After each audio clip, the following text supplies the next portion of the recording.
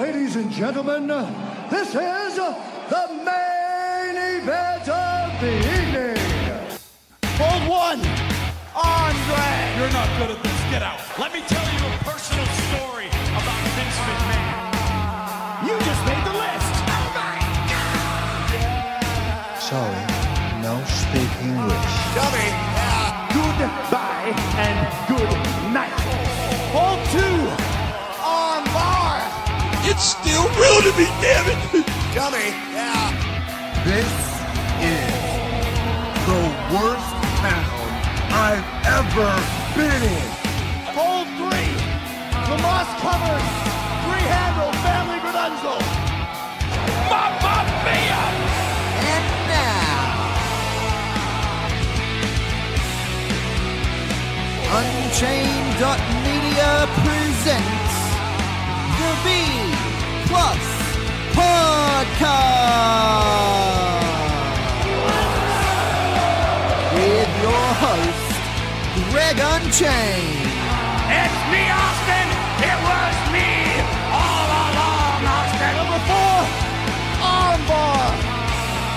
I will never retire! I still got 200 more. I got 200 more holes to list. All right, ladies and gentlemen, welcome to the B Plus Podcast. I'm your host, Greg Unchained. Today is Saturday, so you know what that means. It's Super Showdown Day. Super Showdown is happening in like a matter of hours. Why are you listening to this? Hit pause, go watch Super Showdown. I'm sure it's on somewhere. I mean, it goes for 20 million hours, so you should be watching that. I'm joined, of course, for the view from the WWE Universe by CJ. How are you, CJ? Mate, I'm good. I am pumped for later. I am excited. I am honestly over the moon. I'm so excited to be here. I'm very excited for this Melbourne trip. I will be documenting as much of it as I can, as much as my phone battery permits. That's fine. I've got a camera crew. We're getting chased around with a GoPro all day. So guys, keep an eye out on the YouTube channel as well, because we will have some footage for you later. Holy crap, we're going to have someone following us with a GoPro? I look really bad on camera, man. There's a reason I do podcasts. That's fine. We can all look good in our B Plus shirts, which you guys can see. Do you have the ability to edit me to basically just put Ryan Gosling's body on my face? I feel like my face is an improvement on Gosling, but the body. You want the Gosling's body on your face? Yes. Alright, so we just determined that Greg Unchained wants Ryan Gosling on Greg's face. That's fine. Yes, sit on my face, Ryan Gosling. Okay, that went into a very unexpected territory. Did you watch Mae Young Classic and Mixed Match Challenge this week? Same answer as last week. Didn't get time. One job! You have one job. No, I know, you have multiple jobs. You're a man of many hats. I will run us through quickly what went down for the Mixed Match Challenge and the Mae Young Classic, because CJ is a sexist and doesn't want to watch women wrestle. Don't go pulling that card. Bella and, well, it's just the women's shows, isn't it? It's just the women's shows that you're not watching. No, What's going on, watch buddy? Mixed Match Challenge either. That's still the same thing. Yeah, it's a women's show. It's got the women on it. You don't like the women's. All right. So, Bella, I'm sure that CJ is not a raging misogynist. No, but, evidence. I have plans on the plane to and from Melbourne to actually catch up on all of the Mixed Match Challenge matches that I can. Yeah, well, we should clarify. You tend to watch them, you just watch them after we talk. So there's not, yeah. But anyway, Balor and Bayley defeated Mahalisha with Sunil basically getting his ass kicked. So he got involved and he ate a Bayley to belly from Bayley. That was hard to say. Then we had Day One Glow defeated Ravishing Rusev Day after this dance spot. They did a dance spot. Which, like, okay, so I've established this. I'm a big fan of the house show feel. I'm a big fan of the going out and having fun. But this dance spot went for like 7 minutes. I swear to God. Like, I'm probably exaggerating. It felt like it went for 7 minutes. It was a very long dance spot. But ultimately, Day One Glow get the win. They are the better married couple, as they say. Next week on the Mixed Match Challenge, we're getting Fabulous Truth vs. Phenomenal Flair. Ooh. And we're getting Balor and Bayley again, this time against Monster Eclipse. That one's going to be a good one to watch. That'll be pretty good. So then we have the Mae Young Classic. Now, this episode of the Mae Young Classic sees us start round 2 of the tournament. Moving on, we're down to 16 now, and we're going to whittle it down to 8. Toni Storm defeated Hiroyo Matsumoto with a backcracker roll through into a bridging pin. That was a really good opening match, but the next match was the one that stole the show. Well, I shouldn't say stole the show because the main event was better. Stole the show for me. Rhea Ripley got the win over Kacy Catanzaro. Now, she won with her finishing move, the Riptide, which is like a pump handle sit-out powerbomb. Now, this match, just the size difference. So Kacy Catanzaro, I told you about Kacy Catanzaro. She's the American Ninja Warrior girl, right? And she did the handspring twist that I showed you a gif of. She did that again in this match. The size differential, she's quite a small lady, this Kacy Catanzaro. And Rhea Ripley is quite a large, like not huge, but she's a bigger, more athletic, kind of like Charlotte. Like she's very tall, very athletic. Yes. And just the difference, the size differential between Rhea Ripley and Kacy Catanzaro, and the difference in styles, just how agile, flippy, and fast Kacy Catanzaro is compared to how powerful and methodical Rhea Ripley is. So in a sense, for those of us who don't watch Mae Young Classic, it's as if TJP went one-on-one with Roman Reigns. Better. It was, for me, it took me back. Like, just everything about this match, for some reason, I don't know why, but the way the match was structured, the way Rhea delivered the beatdown, the way Kacy took the heat, the way she built her comeback, it felt like watching Rey Mysterio versus Kevin Nash. Oh. Right? Like those point. classic Rey Mysterio Kevin Nash matches that you remember. Well, at least for me, when I was a kid, Rey Mysterio versus Kevin Nash, I was like, oh man, that was the moment where I was like, I'm small. Like I am small. I can do too. It was like Rey Mysterio versus Kevin, because Kevin Nash was a beast of a man. Yeah, he was big, sexy, big daddy, cool, whatever you want to call him. He was. It was impressive, and this match felt the same. It gave me those same. It took me back to my childhood watching Rey Mysterio versus Kevin Nash. Yeah, I really enjoyed this match. So if you were a fan of that kind of match, I highly recommend this. Then we got Lacey Lane defeating Tainara Conchi with the Crucifix Bomb. This was a really short match. Lane is incredibly impressive, though. This is the first I've really seen of her. She was in Crash Lucha Libre, but I haven't had a chance to check out much stuff from there. I've seen like highlights and whatnot, but Lacey Lane is very impressive. And Tainara Conchi as well. We talked about it when she showed up on NXT a few weeks back. You and I discussed it. Yeah. She's come a long way since the first Mae Young Classic. She's definitely one to watch. The women's division in WWE, or the women's roster, is so unbelievably evolving. stacked. It's so stacked right now, and they're all getting better at a rapid clip. It's when you talk so passionately about the Mae Young Classic, this is where I can get excited for Evolution. I mean, some of these matches are going to bore me, I will admit. Evolution, I mean the show that WWE forgot. Yeah. Like, goddamn, WWE. I don't know, like, with Evolution coming up, I, for one, don't want to see Alexa Bliss versus Trish Stratus. But when you get Kairi Sane and Shayna Baszler again, and then you get the finals of the Mae Young Classic, where you talk so passionate about it, it's actually making me excited for this pay-per-view. Yeah, well, some of my favorite promotions in the world at the moment are women's promotions too. Stardom, Shimmer, Pro Wrestling Eve. I think that the women are just hungrier at the moment. I don't know why. I don't know what it is. It's because they've got not more to prove, but more to show.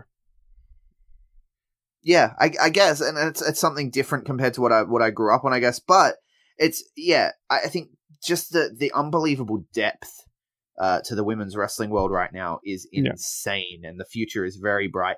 Then we get the main event, and the main event is two of the I guess gatekeepers, two of the older hands in the Mae Young Classic, Meiko Satomura, who you would have heard about, and Mercedes Martinez. So one North American, one Japanese, and they're both kind of in the role. They're both the gatekeeper, the final boss, the mama of the tournament, and they go head to head in round 2. Meiko Satomura comes out with the win with the Scorpion Kick. Match of the week for me, hands down, beats every other match that occurred on WWE television. William Regal agrees with me. He tweeted, which, I mean, you know, not to pump myself up, but I'm in good company there. Yeah, definitely. He tweeted this out. I saved this tweet because I wanted to read this in regards to this match, because I can't put it any better than Professor Wrestling, William Regal. There are certain matches that will be watched in 20 years, and the people who know, understand, and study the detailed art form that pure competitor pro wrestling can achieve will look back on and recommend to study. This match was one of them. Brilliant. Wow. That's Like amazing. that's insanely high praise from William Regal. And when I saw it, I was like, yes, this is a match that will be studied. Meiko Satomura, this is going to be on my match of the year contender list, probably. Meiko Satomura has another match on my match of the year contender list, which was at Pro Wrestling Eve's Wrestle Queendom back in, I want to say it was like July. I think that was late June, wasn't it? Maybe late June, I'm not sure. But she took on Kaylee Ray. Yeah. Who was in the first Mae Young Classic, if I'm not mistaken. And yeah, it was a match of the year contender for me and introduced me to Meiko Satomura, and that got me over to watching the Joshi promotions, and now I've fallen in absolute love with both Tokyo Joshi Pro and Stardom. So, rant over, but definitely if you're only going to watch one wrestling match this week from WWE, I got to put that caveat on because I've seen some better stuff elsewhere this week, but from WWE, Meiko Satomura versus Mercedes Martinez is the match to watch, guaranteed. And so with that, that's the Mae Young Classic, that's the Mixed Match Challenge. Now we can get on to the stuff that we've both watched. Yes. Let's start with today's shows. Let's start with 205 Live. Alright. This was a solid episode. It was decent. Yeah. None of the matches were really anything to write home about, I don't think. No, I think, to me, actually, my match of the week is actually on this show. All right, well, let's get to it. So we started with Akira Tozawa versus Gentleman Jack Gallagher. Tozawa gets the win with the senton after taking too much time on a superplex attempt. Yeah. This is a good match. It was an okay match. It was long. Yeah. I think it was maybe a little bit too long for these two, but I did enjoy it. Yeah, definitely. Well, I think I would like to see them return to their 3-match structure, but now that they're doing the tapings, they've changed it a little. Yeah, and previously they tended to have a jobber match in the middle, and now they've just been doing 2 matches, and it bums me out. Yeah, it's all the packages. It's what it is. They've got to cut the package, put a new match in. Yeah. So then Drew Gulak gets on the mic and says that his team is not performing to the best of their abilities, so it's time for a PowerPoint. I love this. It's been so long since we had a PowerPoint presentation. Yes. So he's on slide 10 of Drew Gulak's plan for a better 205 Live, and this slide was no mercy. With a clear picture of Brian Kendrick. Cartoon Brian Kendrick begging. Oh, yeah. That was like, there was no way. As soon as I showed that and then they were panning back to Brian Kendrick, I'm like, all right. Oh, he sold it so well. He did. He knew immediately what was going on, and you could see the gears ticking in his head, like, how do I get out of this? And yeah, so he says that the team has no place for mercy, no place for weak links, no place for former Cruiserweight champions who have lost their edge. And Kendrick, like I said, he was ticking over, and when he got to that part with, who have lost their edge, you could see it switch, and he's like, the only way out of this is with a fight. And so he just fired up with the forearm and just punched him right in the square in the jaw. Such a good shot. Yeah, and he ended up they got the better of him. There's 2 of them. Number the game. Yeah. So I guess that's it for the Brian Kendrick. He's no longer in the Better 205 Live crew. I guess that's it. Are we going to see more Drew Gulak and Brian Kendrick now? Like, is that going to be the feud going in? They're going to have a one-on-one feud, or are we going to see Brian Kendrick sort of disappear, fade into the sunset, go to the Performance Center, whatever he's going to do? Take a bit of time off. Yeah, and then have Drew Gulak and Jack Gallagher as a tag team for a while. Potentially. I just want to point this out, though. My fiance pointed this out to me today, and I'd never really thought about it. Have you ever watched Voltron? No. Okay. Well, for those of you at home who have, and Greg, I want you to go and look up a character called Koran. All right? Koran. Jack Gallagher looks like a spitting image of a younger version of Koran. It looks fantastic. I look up Koran and all I get is the Quran. So I'll send you a link. Yeah, I'll get you to send me a link. That'll make it a lot easier. Then we move on to some, like you said, a bunch of packages. So we get the Murphy and Cedric hype. Maverick provides an update on Ali and Atami. Basically, he says next time they face off, no one will want to miss it. And he gives us absolutely no more information than that. He's gone heel, man. Yeah, he's gone heel. He's like, not telling us he's nothing. like right on that edge of like, I'm a bad guy, but you're not gonna know until I 5. But I'm a bad guy. Yeah. And then we also find out Leo Rush has an open challenge next week, and then the main event comes around. Yeah, I mean, I am, but open challenge. Like, he can just come out and do it next week. I don't know why you have to waste 2 minutes, 3 minutes talking about it. I don't know. But then TJP and Kalisto come out, and they're having their main event match. TJP rips at the mask, and Lince Dorado comes down, distracts TJP. Kalisto hits a victory roll and gets the win. See, to me, this was my match of the week. I loved this match. Yeah, I can see that. And if I had not just watched the Meiko Satomura and Mercedes Martinez match, I probably would have been more amped on this, to be honest. Probably. I mean, this match to me just had everything. It had the comedy. It had the business side of things. I mean, we had dancing in the middle of this match too. Like, it was incredible. Just the little wiggles that you get from Kalisto. And right now, TJP he reminds me of a mask collector. He actually reminds me of a young Chris Jericho. Okay. That's where I got from this match. He was coming out with all these holds, all these submission moves, and then he was coming out with saying, he was like, I'm going to take your mask. Similar to the feud that Chris had with Ray. Yeah, well, he's the best technical wrestler in the game. He is the cruiser great. Yeah, this match just, to me, hit every bell. I love it. Yeah, absolutely. And then after the match, TJP attacks and rips off Kalisto's mask and gets away from the Lucha House Party through the crowd. So that's what you're talking about, where he's collecting the mask. Yes. Yeah, so it was a good visual to end the show on. It was. Then we move on to NXT. NXT this week was, once again, it was pretty good. Nothing great, though. The main event was kind of fun. We start the show, though, with Nikki Cross cutting a crazy promo. I'm so crazy. Ooh, crazy. Yeah, we get it. That was just... I literally sat there shaking my head through the whole thing. I don't understand this whole promo. I don't understand her character. You don't want to play? You don't want to play with Nikki Cross? You don't want to play? Oh, mate, you can go play with Nikki Cross. I'm not phased. I'm just... no. The sad thing is I love Nikki Cross, the performer. Yeah. In terms of... Yes. I don't love her performing this gimmick, but I love her in-ring, you know? Yeah. And I liked her when she was with Sanity. She was the right level of unhinged. But when you go from unhinged to legitimate crazy, this person should not be allowed in public situations. Yeah, it just doesn't work. It feels tacky, or like, this person, like, why are people... I mean, don't WWE have a wellness policy? You know? Well, for real. There was a bunch of smoke around her.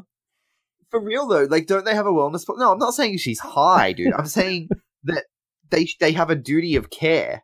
Yeah, to these individuals. True. And she's clearly not mentally stable, talking about wanting to play, and she knows, you know, she's got voices in her head, man. Nah, but honestly, in all seriousness, I actually think she knows who attacked Aleister Black. I don't think it matters. That whole situation's still going, right? Yeah, let's look. I love long-term storytelling, but not when it's just 12 weeks old. Well, not even that. Like, if it's 12 weeks, that's done well. But this who attacked Aleister Black story has not been done well, and crazy Nikki doesn't help. And you know, I mean, she was perched on the roof like fucking Batman, allegedly, because all we saw was a blur. Yeah. I don't know. I just think it's weird. I think that the Ciampa and Dream stuff around the Aleister Black thing is way better than Nikki Cross, but we'll get to that. Yes. Candice LeRae faces off with Lacey Evans, and Lacey's really playing up the idea that Candice is a pathetic wife, which, see, for me, I don't like the whole Candice is Johnny's wife gimmick. I want them to just forget that and treat Candice as a good goddamn wrestler. Yeah, like, she's fantastic. I honestly get why they brought her in as Johnny's wife, but after that Johnny and Ciampa feud, just push Candice LeRae out of the entire picture and just have her as Candice LeRae the performer, because she is fantastic. Yeah, she needs to get called up to Raw or SmackDown and leave Johnny behind, to be honest with you, because like, she needs a fresh start. I would love to, like, if Liv Morgan wasn't cleared, which, by the way, the news is up. She is medically cleared. She is definitely going to be on the Super Showdown show competing in ring. But if she wasn't, I say Candice LeRae is a suitable replacement for the Riot Squad. It's a complete overhaul for her.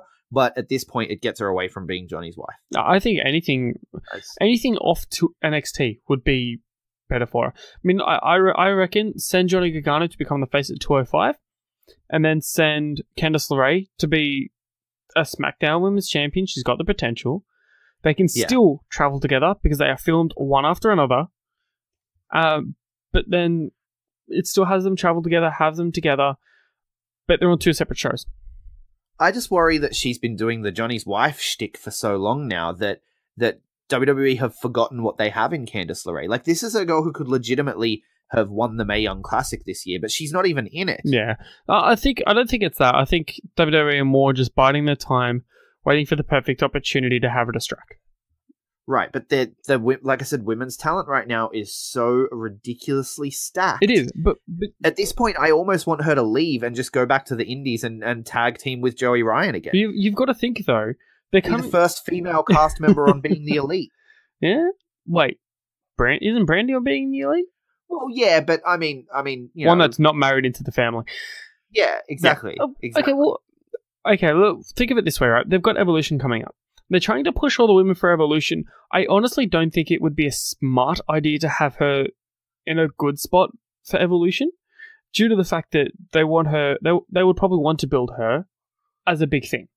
If you think about it, she's got the talent, she's got the in-ring ability, she's got the charisma, she's good, pretty much all round. Right? Yeah. So have her build after Evolution on SmackDown or Raw separately. Probably not Raw, on SmackDown separately from everything else. Yeah. After Evolution, after that bit settled. That's where I say they can do it. I guess. Maybe. We'll see what happens. Candice gets very upset when she gets called a loser like her husband, and she gets too emotional. Well, she heads into the corner for the count of 4 and then eats a woman's right and, you know, goes down for the pin. So Lacey Evans with a big win there, and like we said, they're building up heels to face Kairi. Yep. So makes sense. Then we get a hype video for a Triple Threat North American Championship match. Well done, but, you know, it's just a hype video. It's just stuff we've seen. Like every other day. Yeah. Ciampa cuts a promo, though, in the back. Like his little sit-down promos that he does. About the dream world that Velveteen Dream is living in, where Ciampa attacked Black. And he tells Black to keep his theories and accusations to himself, lest Ciampa become the guy who turns the dream into a nightmare. I loved it. It was so good. One of the best promos he's done. Yeah, because he's talking about, you know, you're living in a fantasy world where I attacked Aleister Black, and it's like, is he though? Is he? Like, the way he delivers his lines, like I said, it gives you more intrigue into the story than Nikki Cross's I know bullshit. Yep. You know, even though it's not meant to, it's meant to be like, no, I didn't do it. But I don't know, it's just perfectly delivered. The Ciampa is an absolute machine. He is a younger version of Triple H. Yeah, absolutely. Did you see the Johnny piece that's been going around, like where he said that there's a lot of guys in NXT who don't want to leave NXT? Yep. You got to think Ciampa's one of those guys. 100%. You got to think Ciampa's looking at it and he's like, look, I'm in the best shape of my life and I'm jacked as hell and I'm doing really good work here and I don't really want to open the WrestleMania show for the Cruiserweight title. No, 100%. I don't think any of those guys want to leave. I think you'll have Lars Sullivan, EC3, Johnny Gargano, and Tommaso Ciampa, and Velveteen Dream. Those 5, I reckon, will stay. Sorry, 6, Cassius Ohno. Those guys will stay in NXT for as long as possible. Cassius Ohno is definitely going to stay for a while. Yeah. I think Velveteen Dream needs to stay until Vince retires. But Lars Sullivan, I imagine, going up pretty quickly, to be honest with you. Well, I can too, because of the size. I think Vince would be like, nah, I want him on Raw. I reckon he'll debut on Raw. EC3 over to SmackDown for the United States title. That would be a good title for him to hold. Yeah, I can see EC3 moving on too, to be honest with you, yeah. But the other guys, like, you just... For them, if Vince is still holding the reins, it's 205 or nothing for them.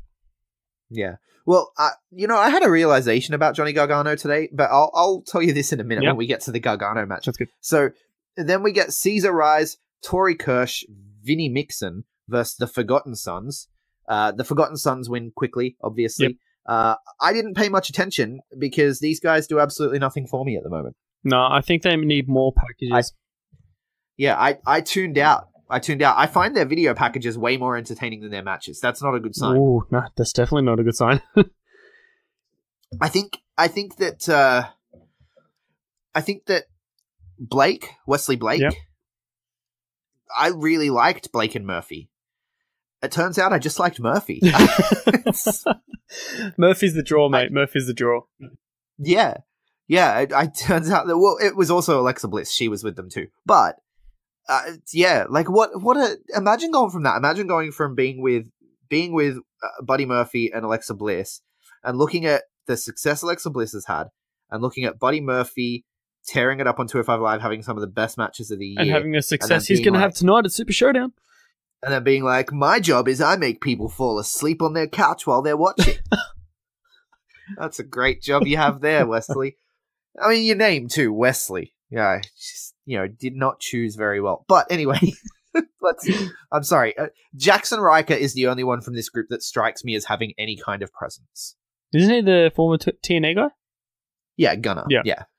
So I think that, this will be a vehicle to get him over, and he should leave them behind very quickly. Because they just do absolutely nothing for me. Then we get some hype for Kari versus Shayna, and we see, some videos of Shayna training and stuff, and talking about the match, which is cool. And then Tony Nese is at NXT. Yeah, where did that come from? I love it when guys float between shows. That's the old Sean Maluda effect. Only this time, this guy looked entertaining. Yeah. Ouch. Ouch. Don't let a Puerto Rican hear you say that. But no, he has 8 reasons why he's going to take over. See what he did there? Yes. See what he did there? Yeah, I liked it. Tony Nese is the man. I love Tony Nese so much. Fantastic. And then Bianca Belair is not here to play. She don't care what Nikki want. And that was really bad. That she doesn't care what Nikki wants. And it's about what she wants. And she is undefeated. You know who else is undefeated? Who else is undefeated? Cedric Alexander officially went 365 days undefeated today. Sorry? Why the hell are you talking about Cedric Alexander right now? We are talking about the Queen. We are talking about the woman who Charlotte Flair says is the future. But you said undefeated. It popped into my head. I do apologize. Continue. Undefeated is what I said. I did not say undefeated. No one said undefeated. You said undefeated. I said undefeated. Get it right. Sorry. Bianca Belair is a queen, and she deserves you saying the damn phrase the way it's meant to be said. Okay, let's put it this way. Bianca Belair is undefeated. Thank you. Then we get the main event, Gargano versus Nese. Gargano wins with the Gargano escape, and I can't believe that I only just noticed this today. What's that? The Gargano escape. The Gargano escape. I see what they did there. No escape. There's no escape from the Gaga. No escape. I only just realized that today. I see what they did there. See, you've just opened my eyes to it. That is fantastic. Right. So it's not just me. No, I didn't even notice that. Yeah, I had no idea, and then I was like, wait, it's the Gaga no escape. That's really clever. It's subtle. It's a grower. Yeah, it's good. Yeah, it gets better with time. So it was a good match. It was a really good match. This was another contender for match of the week, really. Yeah, but it was. Again, I watched Mae Young Classic first because I was most excited for Mae Young Classic, and I probably should have saved it for last. Probably. Rookie mistake.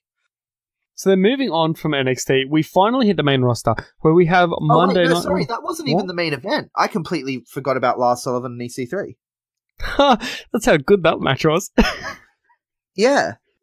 My bad. I apologize. Yeah, Lars Sullivan EC3 happened, and this was all Lars Sullivan. The announcers were talking about it as if, EC3, he's lost here tonight, but he looked so good. He didn't. No, he didn't. The match did not look good. Lars Sullivan looked like a star, and he looked like a random jobber kid who canned too much. Yeah, I'm sorry, but it just looked way too much like Lars Sullivan versus like a jobber. The match did nothing for me. Not like a jobber, but like a Fabian Eichner or something like that. Like a No Way Jose. I'm sorry to put that out there, but No Way Jose has fallen. He's been buried on the main roster. Vince doesn't care about him. No, just quickly as well, while we're talking about jobbers. Yeah. There is someone, and this will segue us into Raw and SmackDown, because we're finished with NXT now. Lars Sullivan wins, and it was a nothing match. So let's go on to Raw and SmackDown. And my first point for Raw, and it's going to be an unexpected one. It's one that I've had in my notes for the last 3 weeks, but we always go over time. But now we're sitting at 30 minutes, and I think I can get this in here today. Let's go. where the fuck is Mojo fucking Rawley? Where? Yeah, I've every noticed year. that. Remember, I got real excited because he actually stuck around for like an entire month this year. Yeah. But every year they pull him out like, we're going to push him. Nah, not really. After 2 weeks. This time he got 4 weeks and then they on again. Maybe there's just a month of the year now that's just going to be called Month of Mojo. Mojo month. Mojo month. There you go. Piss me off, man. Yeah, I can understand that. Like, he was having this really good feud with Bobby Roode. Haha, see what I did there? And it just appeared out of nowhere. Like, Chad Gable was like, hey, I'm going to tag team, so we're going to kick Mojo off TV. Yeah, because he'd done the whole thing with No Way Jose. Maybe that's why. Maybe he's intrinsically linked to No Way Jose in Vince's mind, and Vince hates No Way Jose so much. Maybe. But you see, I don't understand that, though. So, you've got to look at the size build here. Vince, everyone knows that Vince loves his bigger guys. Mojo Rawley has that build. No Way Jose doesn't. Well, and he's a former football player, and Vince loves his former football players. I don't know, man. It's so Mojo weird. Rawley has all the tools. Potentially, could he be injured that we just don't know about? I haven't seen anything. No, neither have I. So, let's I hope don't know, it's but that's my little rant for Raw out of the way. It's just a minor thing. Yeah. Like, it's Mojo Rawley, and it's kind of something we expect now. It happens every year. But Monday Night Raw, what do you think stood out? We don't need to go through absolutely everything. Don't need to go through the whole thing. I think the main thing that stood out was how they played with Dean. Yeah, so they're teasing that they did a story through the entire match, through the entire show. Yeah. So the show opened with Dean Ambrose in the ring with Charlie Caruso, talking about how Dean has it's not a business, it's a family with his Shield brothers, and he just goes on to say, look, we're brothers, we're family. That's all it is. As he goes to leave, he cuts kind of like a sarcastic promo though. So he does the whole yes. like if you were to read it on paper, you'd be like, wait, is he turning on them? But the way he was delivering it, he's like, yeah, I could say this and that, and this and that. And of course, a lot of what they said was true, But yeah, it was. At the end of the day, it was that sort of terrible white meat baby face. I stick by my friends. We're brothers till the end. And I said this on our preview show, which people can go back and listen to if they want to hear our thoughts on Super Showdown. And I said this when the Shield got back together. I said, the worry here is they're using this as a vehicle to get Roman over.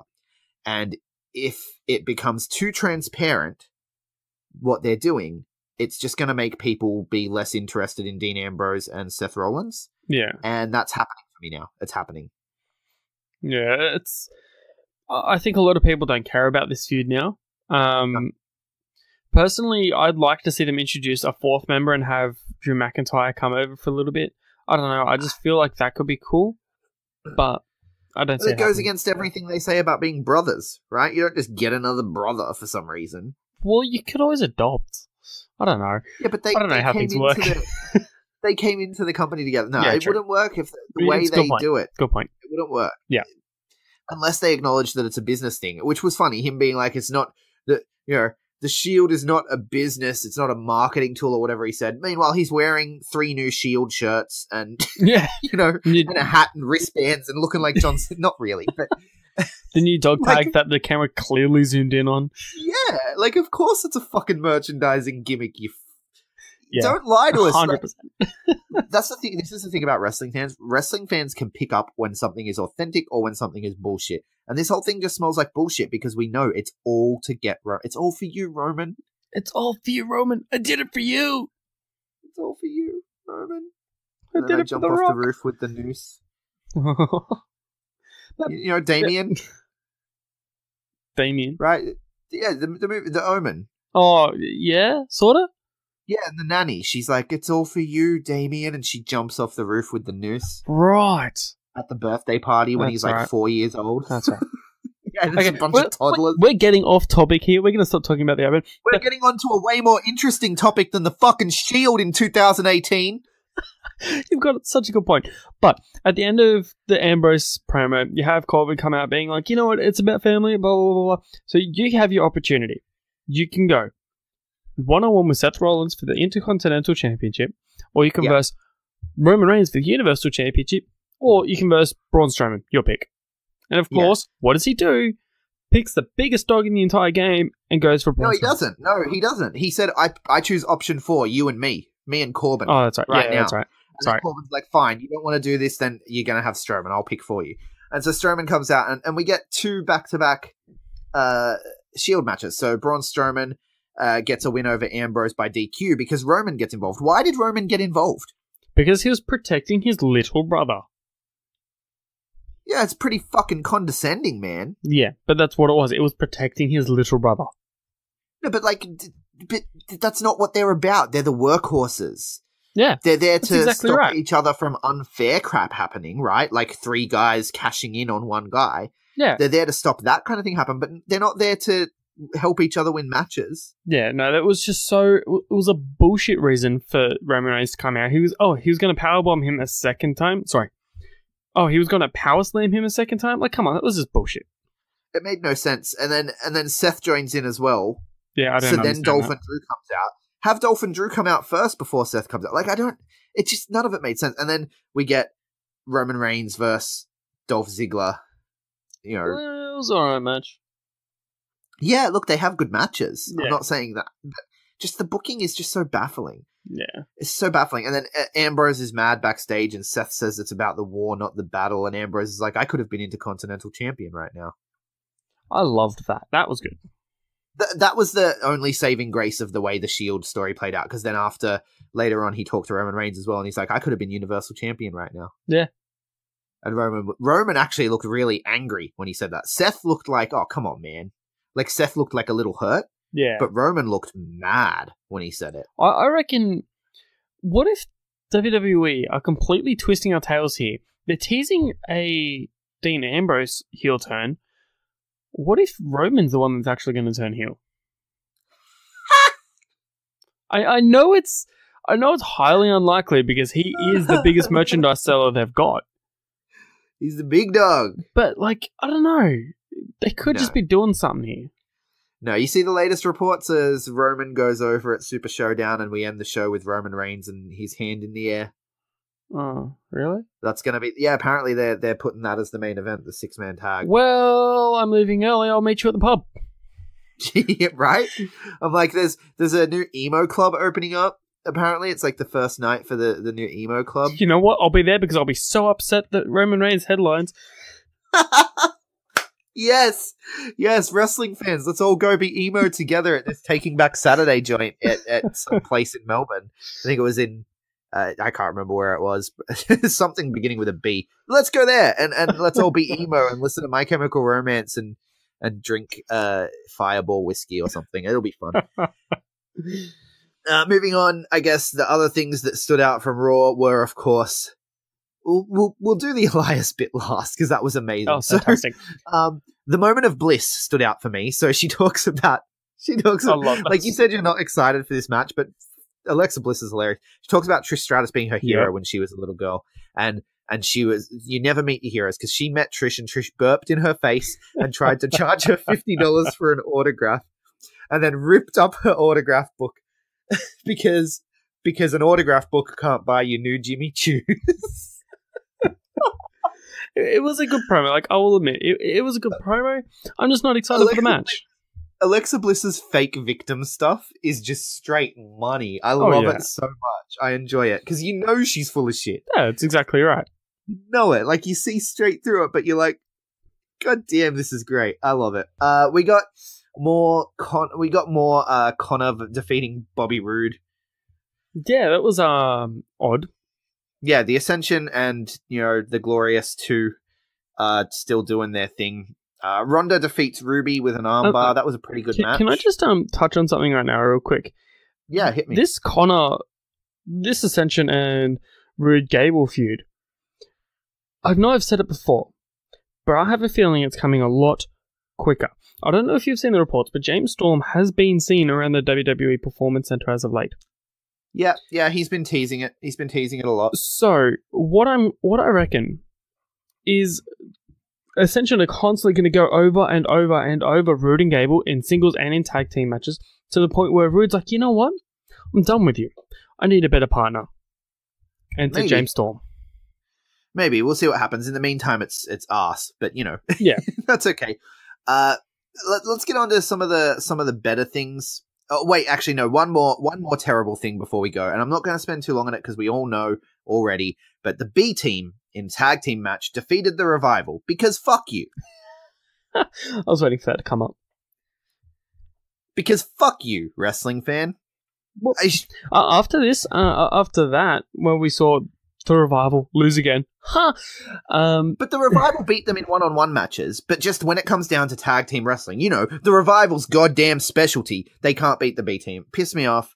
And then after the match, the Authors of Pain attack because I guess you need the B team to look really strong to go against Authors of Pain, where we know they're going to fucking lose. Yeah. It makes no sense. It makes no sense. I did like Drake Maverick's look on this, how he's got the black leather jacket. He looks better. He looks better like this. Get rid of the singlet. Much better. Stick with this. Get rid of the other looks that you've tried. They were all atrocious. If you're so hellbent on not having him in a suit, this one worked. Yeah, this worked. Now let's get on to the good stuff. Shawn Michaels cuts a promo about The Undertaker, and then Kane and Undertaker both attack. Triple H comes out for the save, but Undertaker and Kane come out on top. This was a really good go-home segment. This was. That got me very excited for Super Showdown. It is. It's getting me excited for Super Showdown. We're all clearly seeing DX versus Brothers of Destruction at Saudi Arabia. We know that's where it's heading. The big thing from this segment, though, Shawn Michaels is freaking bald.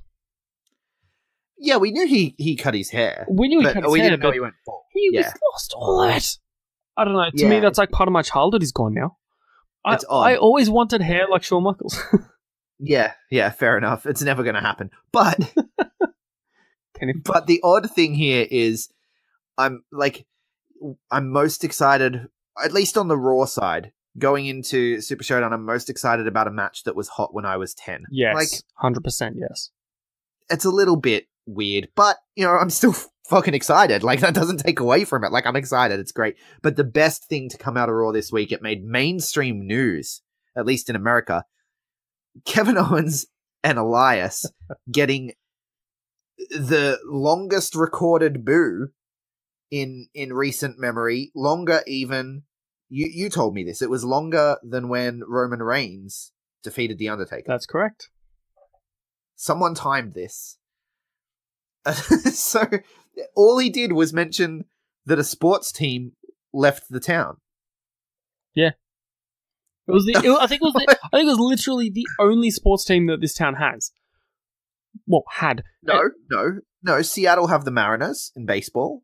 Oh, right. I forgot baseball was a thing. See, one of the only sports I actually know. You forgot that baseball. Okay. All right. Well, all right, man. Let's see how it is. Yep. Yeah, so he mentions the Supersonics leaving town, and they booed him like it was nuclear heat. It was. It was the quickest cheap heat I've ever seen. Like, he should have pulled out a hot dog and just held it up in the air for a minute, and it would have been good to eat. Yeah, pretty much. That's the level of heat that went on in this segment. It was fantastic. Vince actually had to turn on the lights because he's like, this is too good. We need people to see the crowd and how mad they are. And he turned up the lights. And then Elias, fucking heat magnet that he is, just as they're starting to die down, he's like, turn these lights down. I don't want to see these people. And then they go ham again. And then, but this is the weak part, right? Okay, so you insulted the town because the town don't have a sports team. And they're like, boo, we like sports. We don't like you. And then out comes Leo Rush, and Leo Rush is like, yeah, my man's in Seattle. And just by saying the name of the town, they were like, hey! Yeah, it was the quickest face turn in history. Leo Rush is the man. He is. Leo Rush was... But no, they sent Leo Rush out. Like, he wasn't actually meant to come out at that point. Like, there was still more to go in the concert. But they sent Leo Rush out because they had to go to a commercial because of the booing and everything that happened. And Elias and Kevin Owens are professionals. They're going to let that moment sit, which fantastic that they did. It was so good. Just the look. As soon as that booing started, I just love the look of surprise on Kevin Owens' face, where his eyes widened, his eyebrows went up to his forehead, his ears kind of perked, and he went, holy shit, we hit a nerve. Yeah, well, and as well, you saw at one point, like, when they thought they were about to start talking again, but then it just picked up again, and Elias just sort of hangs his head down, and you can see the smile on his face. Yeah, he's just kind of like, wow, this worked. This is too good. He's just loving it. But Leo Rush came out because they had to go to commercial, like they were slotted for a commercial, yeah. And they didn't want people watching at home to end with a bunch of boos. So they sent Leo Rush out with the one mission of get them to cheer before we go to commercial. And he did. So you got to think they're going to be happy with Leo Rush right now. You got to think they're happy with Elias. Yeah. All of this bodes very well. It does. For us as fans of Elias and Leo Rush. It really does. It was the best way to have them introduce the Go Home show, in a sense. Yeah. Yeah, it was good. That was definitely the best thing about Raw this week. Probably the best thing about the two main shows, to be honest with you. But then let's move over to SmackDown. Paige kicks off the show angry about Joe last week. Yep. She calls it the most dastardly crime in WWE history. I have to chuck an Elias here and just hold my head and just go, no. I'm sorry, but who on earth wrote that script to say that it was the most dastardly crime? Like, have you seen Brian Pillman's stuff? Have you seen Austin holding the gun to Vince? Like, I don't know. I'm just... This entire... Well, I mean, Austin used to routinely, like, pour cement into, like... Ferraris. Like really he nice dropped cars. the cement ball in a car. Like, yeah, and wait, didn't someone attempt murder on Vince McMahon? Didn't a limo explode at one point? That's exactly right. It's a little bit far-fetched to say it's the most dastardly crime in WWE history, especially because someone on Twitter looked into it and looked into the local law codes in AJ's town. Yeah. Samoa Joe didn't actually do anything illegal. unless there is a prior written statement from AJ saying that Joe's not allowed on his lawn. Joe didn't do anything illegal. Oh, that's even worse. So if you called the cops would have come along and be like, move along then, and that would have been it. Like, these are not the druids you're looking for. Move along. Yeah, so she says Samoa Joe should be fired, but AJ begged her not to fire him. This like the story was good and personal until they actually pulled the trigger on the home invasion thing. When it was just mind games, it was really good. Yeah. But when he actually went to the house, it was just like, not that they took it too far or anything, because you can make that stuff work. AKA, Randy Orton has done it. Brian Pillman, obviously, with the Stone Cold stuff. Yep. You can do this, and you can do it well and make it add to the story. But this was just not done well. This one didn't add well. It didn't sit well for a lot of fans. It's just... Yeah, it wasn't planned out as well as it could have been. Honestly, I think they could have done it a lot better if they put more time into it. Yeah, and then AJ cuts a promo, though, and we talked about this on the Super Showdown preview that people can go back and listen to. It came out on Thursday. We talked about this. AJ says he's going to bury Samoa Joe alive. Yeah. Which would lead you to think it's going to be a buried alive match. Yeah, but then we get the no disqualification, no count-out thing afterwards. Like, what on earth? Like, are they going to turn it into a buried alive match? Because they've only got a day to do it. Problem is, though, is where are they going to put them out? Like, I don't know. I just don't see it working. It's a cricket ground. There's grass there, right? There's a lot of grass. But yeah, I don't think it'll be buried alive. I just think that Joe will be laying on the ground under a pile of chairs. That's where I'm getting at. Lame. I know. Lame. Then, I guess, other than that on SmackDown, it was really kind of not much of a show this week. New Day Cook, for a while they introduced it. That was one of the best lines of the night, though, was when the bar interrupted and Xavier Woods is like, this show was going straight to Guy Fieri and you ruined it!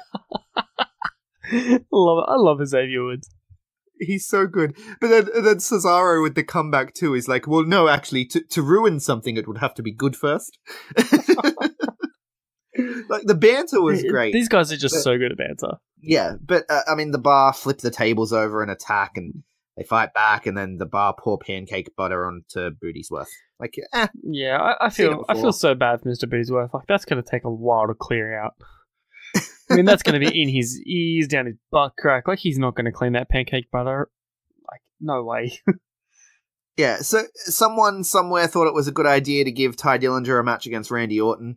It wasn't a good idea. No. Randy Orton is, for me, where he was very exciting for the first 2 weeks or so of his... the middle 2 weeks or so of his Jeff Hardy feud.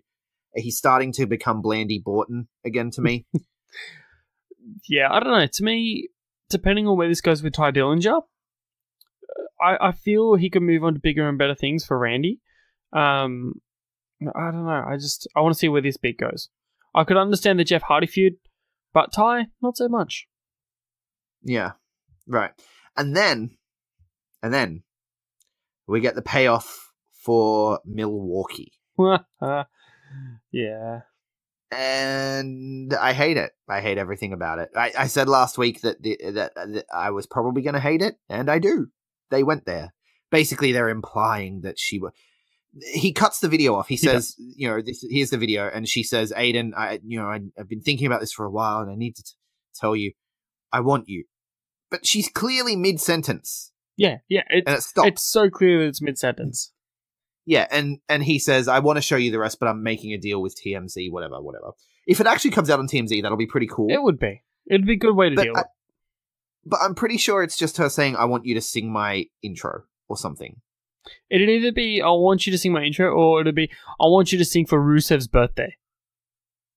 Yeah, it'll be something completely... irrelevant? Like, irrelevant and not harmful to the relationship at all. Yeah. And Aiden's just being an idiot. And, like, okay, cool, that's a way to get Aiden over as a heel, but it's just hokey, and it's tacky, and using the relationships and stuff, I don't know, it turns them into props, and, I don't like it. I just don't like it. Yeah.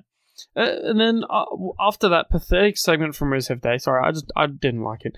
So after that segment from Rusev Day, we have Shelton Benjamin and Daniel Bryan. Right. This match was phenomenal for me. I loved it. Yes. It was fast action, it was hard hitting, and it proved Shelton Benjamin still has it. Put him on SmackDown Live, keep him on SmackDown Live. I am so annoyed that he's not there as often as he is, and he just needs more TV time. That's why he came back. That's why he's there. I'm going to be honest with you. I don't remember this match at all, and it's not in my notes. I was watching in bed. No, hang on, bear with me here. I was watching in bed at 2 o'clock in the morning, because these are the times that I get availability. So I was watching in bed at 2 o'clock in the morning, and my next note after Lana is Adult Deck Peyton with an A, Reese by sub. I think that's meant to say Asuka defeat Peyton Royce by submission, because I remember that. But I must have fallen asleep for the Shelton Benjamin thing. Maybe it was during an ad. That's the best thing so ever. I'm going to take your word for it that this was a good match, and I'm going to have to go back and watch it. Okay, well, it was a good match. Because I love both guys. Yeah, well, it showed... To me, it was Shelton Benjamin back in his older days when he was the gold standard. Well, he can still go. That's the point. And he put on this really good match. And near the end of the match, Miz jumped up on the apron, causing Daniel Bryan to attack Miz. So Daniel Bryan actually punched Miz in the face again. Fantastic. And I missed it. You missed it. And as Miz was setting up for the running knee when Miz got up on the apron. So then Daniel Bryan turned around to hit the running knee onto Shelton Benjamin, and then out of nowhere, Benjamin paid it 1, 2, 3, got the pin. So Benjamin actually beat Daniel Bryan clean. Nice. And then... I mean, with distraction. But still. But after the match, then Miz started beating down Daniel Bryan and started working on the ribs. So once again, we're going to have a Daniel Bryan underdog match where he's going to be all taped up and he's going to look injured and he's still going to win. Blah, blah, blah. Yeah. Well, but look, that's his forte. That's what he does. That's what Daniel Bryan does best, is fight from underneath. Yeah. But moving on, Adult defeats Peyton Royce by sub. Asuka, this pissed me off because I'm like, going into Melbourne, why you got Asuka picking up the win? Because you're not going to have the Iconics fight from underneath. Like, it's not, Yeah. And it just reeks of that 50-50 booking where I really wanted to see the Iconics just solidly, because Asuka and Naomi are kind of a joke. And then you can have Asuka turn on Naomi, Like, I just don't know why they did it this way. I think they're trying to keep Asuka's credibility, keep her strength, but I reckon they'll have Naomi take the pin. Yeah, definitely. Well, I think Peyton and Billy kind of mostly only win when they're... Peyton seems to only win when they're together. Billy sometimes picks up wins. Yeah. Solo. But I don't think Peyton has a... Well, I'm going to have to fact check that, whether Peyton has any singles victories. But it's like a reverse revival. Yeah.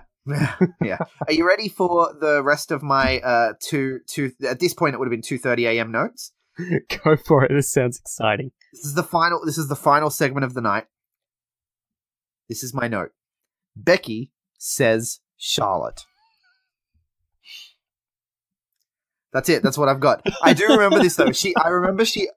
I remember her unveiling the poster, and it was the photo of her stepping on Charlotte, and she was like, "This should be the poster for Evolution." Or was it for Super Showdown?